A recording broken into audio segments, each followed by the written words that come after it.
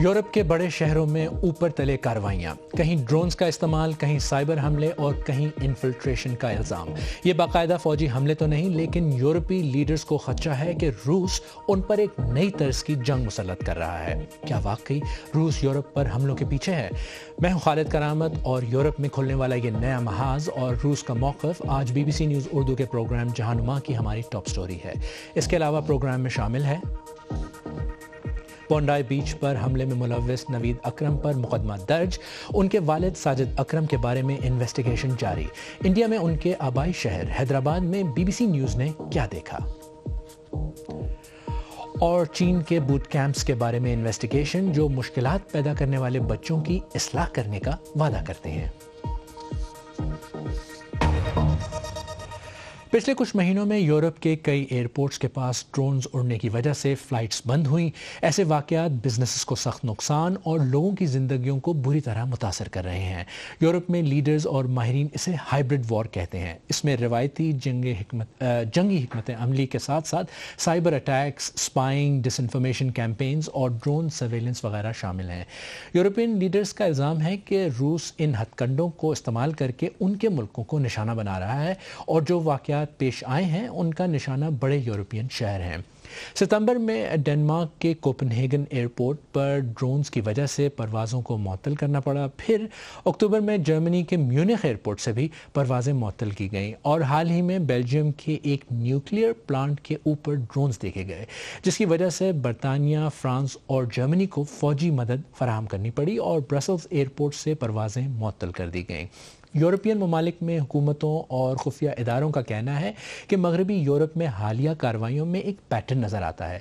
दूसरी जानब मशरक़ी यूरोप के मुल्क लिथुआनिया में भी हाल ही में पार्सल बम की साजिश, जिसमें लिथुआनिया से जर्मनी, UK और पोलैंड जाने वाली फ़्लाइट्स में भेजे गए पार्सल्स में धमाका खेज़ मवाद छुपाया गया और आतिशज़नी के हमले हुए। हालात की संगीनी की वजह से वहाँ हुकूमत ने हंगामी हालात का ऐलान किया। लिथुआनियन हुक्काम इल्ज़ाम लगाते हैं कि इन कार्रवाइयों के पीछे रूस का अहम इत्तेहादी बेलारूस है, जो इंतशार फैलाने की कोशिश कर रहा है। लिथुआनिया के दारुल हुकूमत विल्नियस से BBC की नामानिगार सारा रेंसफर्ड की रिपोर्ट खदीजा आरिफ पेश कर रही हैं। हर रात लिथुआनिया के फौजी गश्त पर निकलते हैं। ये बेलारूस से मुत्तसिल सरहदी जोन है और वो पड़ोसी मुल्क की दुश्मन कार्रवाई के शवाहिद ढूंढ रहे हैं, और ये अजीबोगरीब शक्ल में नमूदार होते हैं। कभी स्मगलरों की जानिब से भेजे गए गुब्बारे और कभी ऐसे गुब्बारे जिनमें सिगरेट लटकी हुई होती है। इन गुब्बारों की वजह से फ़िज़ाई ट्रैफिक मुतासिर हुआ है और लिथुआनिया को यकीन है कि ये जानबूझकर की गई हरकत है।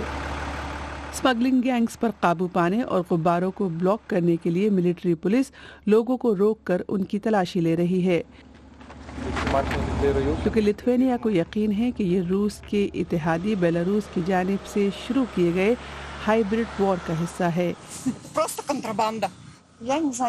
इन खातून का ख्याल है कि ये सिर्फ स्मगलरों का काम है, लेकिन जिन दीगर लोगों से मेरी बात हुई वो इस बारे में काफी नर्वस हैं। फौजी पुलिस यहाँ आने वाली हर कार की तलाशी ले रही है। हम बेलारूस के बॉर्डर से सिर्फ 7 किलोमीटर दूर हैं और वो हालात को बहुत संजीदा तरीके से देख रहे हैं। बेलारूस बैनुल अक़वामी मुनज़्ज़म जराइम को एक हथियार के तौर पर इस्तेमाल कर रहा है। वज़ीर ख़ारजा ने मुझे बताया बेलारूस यूरोप को ब्लैकमेल कर रहा है।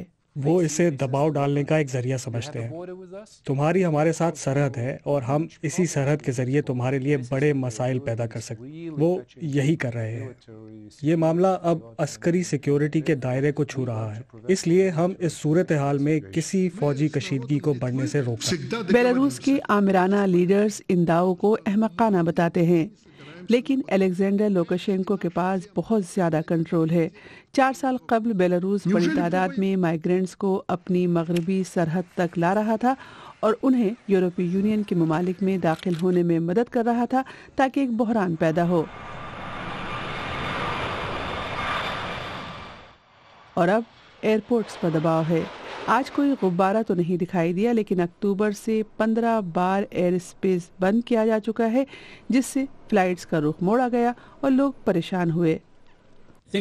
مجھے لگتا ہے کہ یہ ان کی حکومت کی جانب سے اشتعال انگیزی ہے اور روس کی حکومت کی طرف سے بھی، کیونکہ وہ بنیادی طور پر نیٹو کی برداشت کا امتحان لے رہے ہیں۔ یہ یقینی طور پر ہائبرڈ اٹیک ہے، اور یہ پہلا نہیں ہے۔ پہلے وہاں سے مائیگرنٹس آ رہے تھے اور اب غبارے آ رہے ہیں۔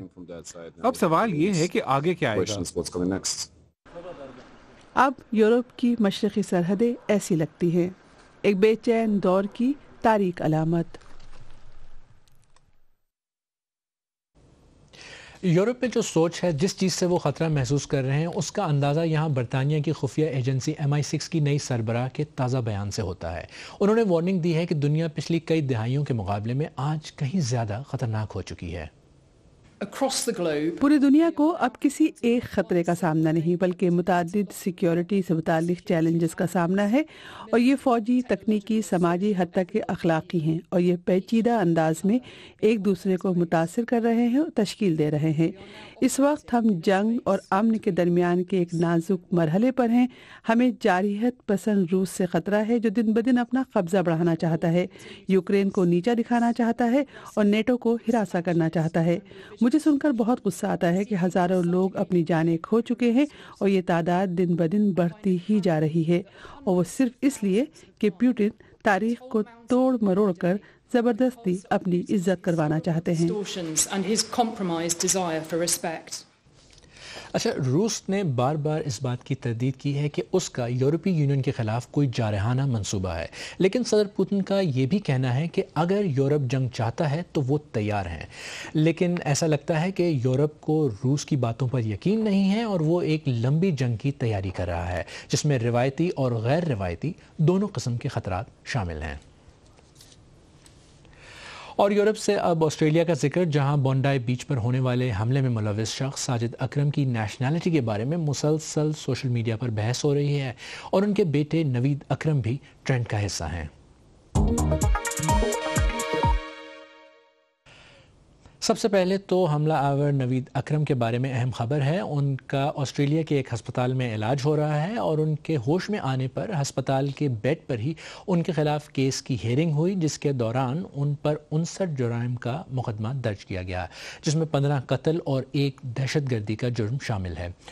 دوسرے حملہ آور ساجد اکرم کی نیشنلٹی بھی مسلسل سوشل میڈیا پر بحث کا حصہ ہے۔ حملے کے بعد انڈین میڈیا پر یہ الزام لگتا رہا کہ وہ پاکستانی ہیں، اور اب جبکہ ان کی انڈین پاسپورٹ کے بارے میں انکشاف ہوا ہے، تو توجہ انڈین ریاست تلنگانہ کے شہر حیدرآباد کی طرف ہے، جہاں وہ رہتے تھے۔ BBC نیوز کی ایک ٹیم ان کے آبائی علاقے گئی۔ جو ایریا میں رشتہ دار رہتا، ہم ہی اسی ایریا میں ہم لوگ ابھی موجود تھا، لیکن جو رشتہ دار کا گھر ہے، وہ رشتہ دار کا گھر کو تالا لگایا، کل سے بھی وہ تالا لگا کے دیکھ رہے، اور جو وہ لوگ کہاں گیا وہ ابھی تو نہیں معلوم تھا، لیکن جو آس پاس میں رہنے والا کچھ لوگ بول رہے ہیں کہ جو یہ ایریا کا نام سن کے ہم لوگ تھوڑا شاک میں تھا۔ تلنگانہ پولیس کا کہنا ہے کہ وہ اس معاملے میں تفتیش میں کسی بھی طرح کے تعاون کے لیے تیار ہے۔ دوسری جانب آسٹریلیا میں ساجد اکرم اور نوید اکرم کے بارے میں انویسٹیگیشن جاری ہے، اور حکام زندہ بچ جانے والے حملہ آور کی حالت بہتر ہونے کا انتظار کر رہے ہیں تاکہ ان سے باقاعدہ پوچھ گچھ کی جا سکے۔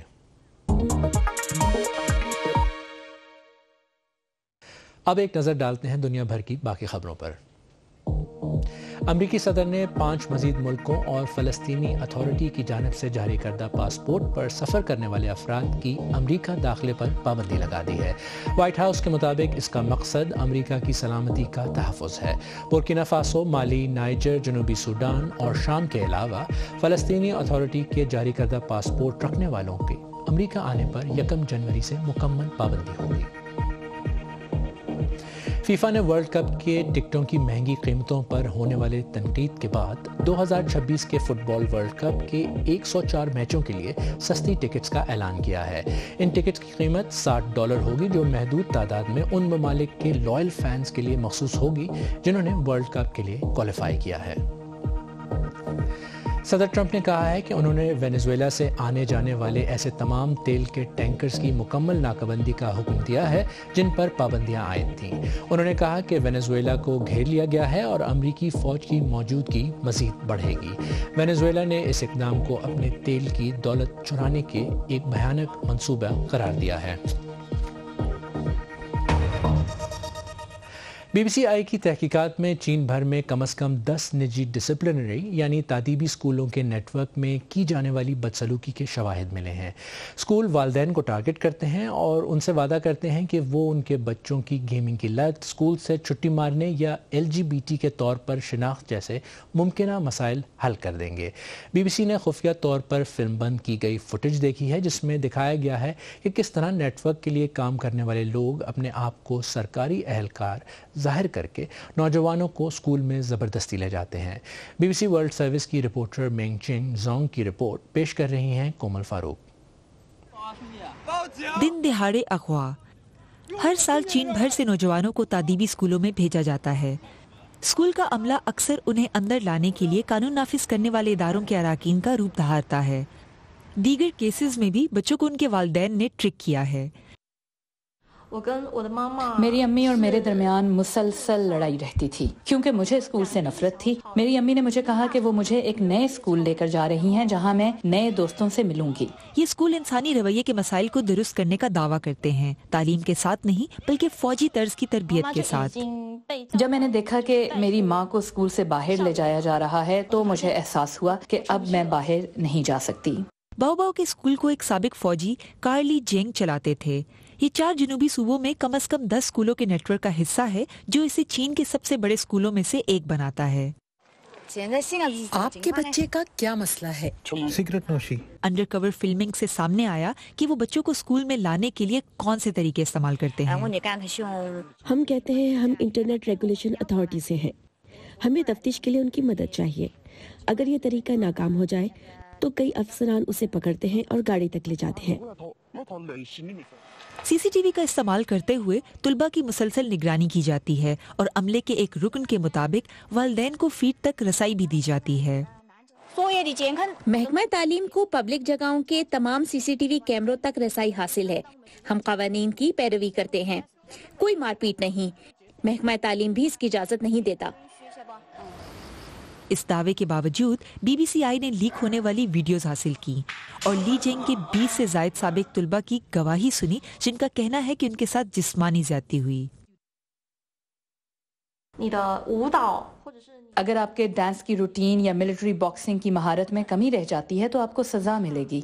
एक इंस्ट्रक्टर के पास पानी का एक लंबा पाइप था।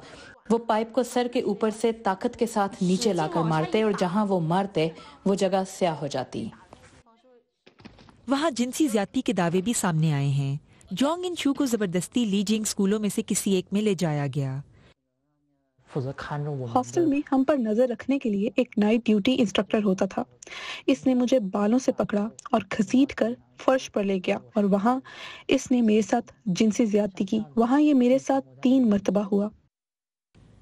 एंशु और दीगर ने जो कुछ हो रहा था उससे मुतल्लिक खतूत लिखकर स्मगल किए जो वायरल हो गए।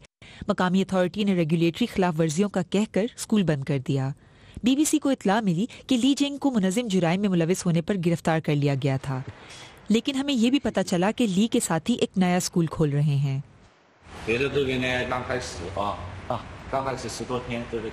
स्कूल अभी शुरू हुआ है, इसे खुले अभी सिर्फ 10 ही दिन हुए हैं। मुतअद्दिद कोशिशों के बावजूद ली जेंग और उनके साथियों से उनके मौक़िफ़ के लिए राब्ता नहीं हो सका। हमने अगवा और बदसलूकी के सबूत चीनी हुकूमत के सामने रखे। उनका कहना था कि तमाम तालीमी इदारों पर लाजिम है कि वो कानून की पासदारी करें और वो नाबालिगों के तहफ़्फ़ुज़ को बहुत अहमियत देते हैं। लेकिन अभी भी इस ज़्यादती का जिम्मेदार नेटवर्क फ़ाल है। ये वालिदैन को इस दावे के साथ टारगेट करता है कि उनके बेटों और बेटियों को फर्माबरदार बना दिया जाएगा। अब अफ्रीका का रुख करते हैं, जहां बहुत से मुल्कों की तरह केन्या में भी क्लाइमेट चेंज की वजह से नए चैलेंजेस का सामना है और लोगों को अपना लाइफस्टाइल बदलना पड़ रहा है। मौसमियाती तब्दीली का नतीजा ये निकला है कि केन्या के शुमाल में खुश्कसाली आई और वहां बसने वाले लोग जिनका गुजारा गाय भैंसों को पाल कर चलता था वो अब मुश्किल में हैं। पिछले कुछ अरसे में वहाँ बड़ी तादाद में गाय भैंसों के मरने की वजह से अब लोगों ने ऊँट पालना शुरू किए हैं। BBC न्यूज़ की ये रिपोर्ट पेश कर रहे हैं फरहान रफ़ी। ऊंटों का ये कारवान पानी की तलाश में कीकर के दरख्तों के पास से गुजर रहा है, लेकिन शुमाली कीनिया में ये दरिया सूख गया है। जहां अप्रैल से बारिश नहीं हुई। इन तमाम घरों में कोई मवेशी नहीं है, सिर्फ ऊंट हैं। कुछ लोगों के पास एक, कुछ के पास 2 ऊंट हैं, लेकिन अब कोई मवेशी नहीं बचे। वो सब खुश्क साली की वजह से मर गए हैं, इसलिए अब लोगों के पास नहीं है। कीनिया के बंजर इलाकों में खुश्क साली के बाद जब 70% मवेशी मर गए तो सांबोरू काउंटी के हुकाम ने 2015 में एक कैमल प्रोग्राम शुरू किया। तब से 5000 सोमाली ऊंट तकसीम किए जा चुके हैं, जिनमें से 1000 पिछले साल में तकसीम हुए। पहले इस वक्त पर बारिश होती थी जिससे मवेशियों को फायदा होता था, लेकिन अब बिल्कुल भी नहीं होती। ये ऐसे ही रहेगा और जब बारिश होगी तब तक तमाम मवेशी मर चुके होंगे, क्योंकि इनका अब इन्हिसार छोटी चरागाहों पर है जो काफी नहीं है। ऊंट खुश्क घास पर चढ़ सकते हैं, 1 हफ्ते तक बगैर पानी के रह सकते हैं और मवेशियों के मुकाबले 6 गुना ज्यादा दूध देते हैं, जिसकी वजह से ये कीनिया में एक निहायती जरूरी ऑप्शन बनते जा रहे हैं, खास तौर पर उन इलाकों में जहां माहौलियाती तब्दीली का खतरा है। कीनिया में मीरू यूनिवर्सिटी की एक तहकीक के मुताबिक ऊंट के दूध और इंसानी ब्रेस्ट मिल्क में एक जैसी ग़िज़ाई खुसूसियात होती हैं। खुश्क साली के दौरान चरवाहों की बरादरी में कुल न्यूट्रिएंट इनटेक में तकरीबन आधा हिस्सा ऊंट के दूध से आता है। मैं बहुत खुश हूँ क्योंकि अब हम खुश्क मौसम में भी बच्चों को दूध दे सकते हैं। अमूमन खुश्क साली के दौरान हमारे पास उन्हें देने के लिए दूध नहीं होता। ऊँटों की वजह से हम खुश्क साली में भी बच्चों को दूध दे सकते हैं। लेकिन इस ताकतवर जानवर को भी कुछ पानी चाहिए होता है, इसलिए मुकामी अफराद अब भी बारिश की दुआ करते हैं।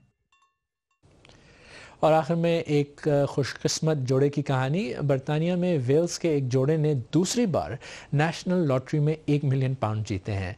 रिचर्ड डेविस और फे स्टीवनसन डेविस ने पहली बार 2018 में ये बड़ी रकम जीती थी। उनका कहना है कि वो अपनी इस ताज़ा तरीन जीत को एक बार फिर मकामी कम्युनिटी के मंसूबों की मदद के लिए इस्तेमाल करने का इरादा रखते हैं। आज BBC न्यूज़ उर्दू के प्रोग्राम जहानुमा में बस इतना ही। कल फिर मुलाकात होगी, तब तक ताज़ा तरीन खबरों के लिए bbc.com/urdu देखते रहें। हमें इंस्टाग्राम, टिकटॉक, यूट्यूब, फेसबुक और एक्स पर फॉलो करें। खालिद करामत को अब लंदन स्टूडियो से इजाज़त दीजिए।